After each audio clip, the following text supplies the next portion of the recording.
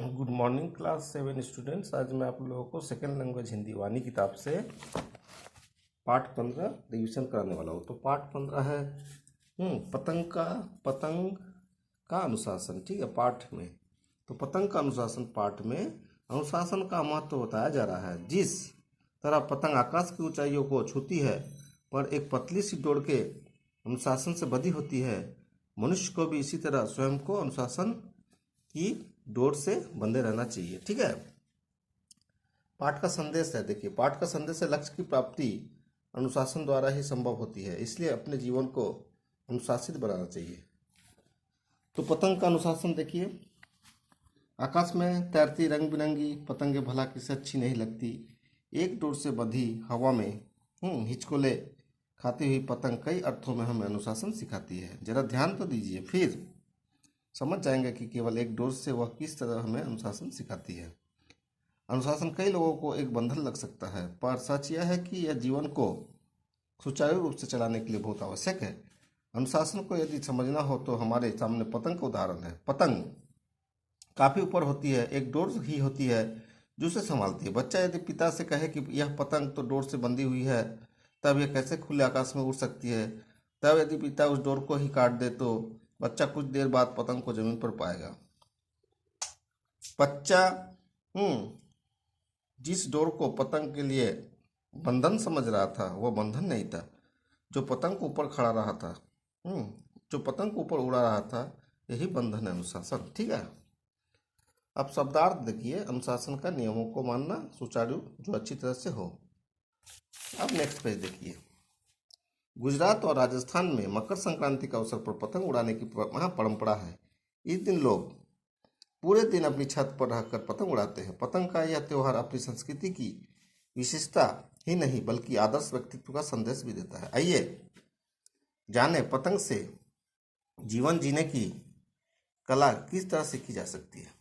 पतंग का आशय है अपार संतुलन, नियमबद्ध नियंत्रण, सफल होने का आक्रामक जोश, ठीक है, और परिस्थितियों के अनुकूल होने का अद्भुत समन्वय। पतंग का कन्ना संतुलन की कला सिखाता है। कन्ना बांधने में थोड़ी सी भी लापरवाही होने पर पतंग यहाँ वहाँ डोलती है, यानी सही संतुलन नहीं रह पाता। इसी तरह जीवन और व्यक्तित्व में भी संतुलन न होने पर जीवन गोते खाने लगता है। आज के इस तेजी से बदलते आधुनिक परिवेश में नौकरी, व्यवसाय और पारिवारिक जीवन के बीच संतुलन रखना अति आवश्यक है। इसमें हुई थोड़ी सी लापरवाही जिंदगी को असंतुलित कर देती है।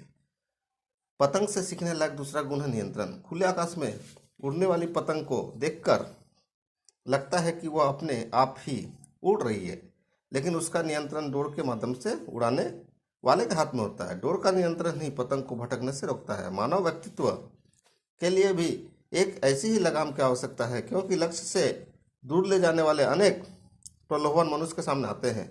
पतंग की उड़ान भी तभी सफल होती है जब प्रतियोगिता में दूसरी पतंग के साथ उसके पेंच लड़ाए जाए। पतंग के पेंच में हार जीत की जो भावना देखने में आती है वह शायद कहीं और देखने को मिले। पतंग किसी की भी काटे कटे खुश दोनों होते हैं। जिसकी पतंग कटती है वह भी अपना गम भूलकर दूसरी पतंग का कन्ना बांधने में लग जाता है। यही व्यवहारिकता जीवन में भी होनी चाहिए। अपना गम भूलकर दूसरों की खुशियों में शामिल होना और नए इरादों के साथ जीवन की राहों पर आगे बढ़ना ही इंसानियत है। पतंग का आकार भी उससे एक अलग ही महत्व देता है। आकाश में अपनी उड़ान को कायम रखने के लिए हवा की दिशा बदलते ही वह भी अपनी दिशा तुरंत बदल देती है। इसी तरह मनुष्य को परिस्थितियों के अनुसार ढलना आना चाहिए। यह सीख हमें पतंग से ही मिलती है। अब देखिए शब्दार्थ है परंपरा का चलन या रीति या प्रथा, समन्वय का मिलना, प्रलोभन का लालच या लोभ। ठीक है, अब देखिए नेक्स्ट पेज। पतंग उड़ाने में माहिर व्यक्ति यदि जीवन को भी उसी अंदाज में ले तो वह जीवन की राह में भी सदैव आगे बढ़ता जाएगा। पतंग उड़ाने वाले हमेशा खराब मांझे को अलग कर देते हैं। उस धागे से पेच नहीं लड़ाए जाते।